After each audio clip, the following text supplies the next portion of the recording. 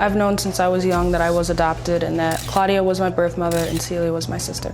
I wondered why I just wasn't good enough to be with her and for her to raise me.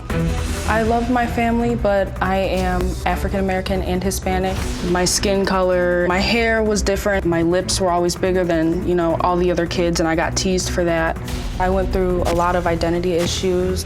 My parents told me growing up that I had an open adoption and that Claudia could reach out to me at any time.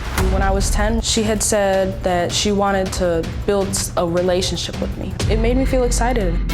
But Claudia never made an attempt to see me. I finally did see Claudia when I was 16, but it was by complete accident. I was with my sister and she happened to stop by our grandparents' house. Claudia walked in the house and saw me and walked right past, sat in the kitchen and cried. I wasn't sure what to do, what to say. I felt totally ambushed.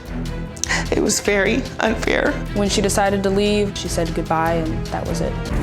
The last time I saw Claudia was 2 years ago. She cried again, and it was just awkward for me because my whole life it's been hard for me, and she just made it seem like she was the victim. She's always trying to compare or compete on who had a worse childhood. Everything is always about Claudia.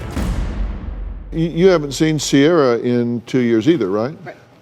And so you're here today seeing her for the first time in 2 years. Yep. She said she doesn't even know why you're here, so I'll let you answer that question.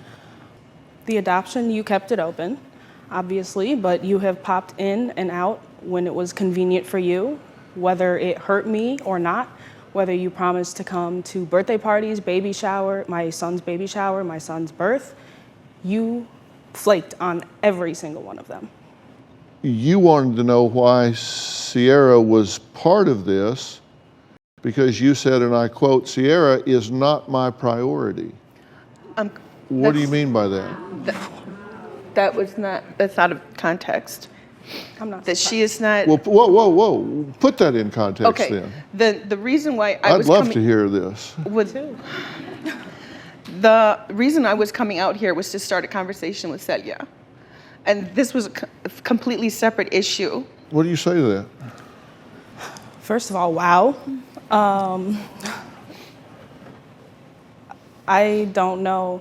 Now that I have my own child, the things that you have done and said and how you've popped in and out of my life, I could never. And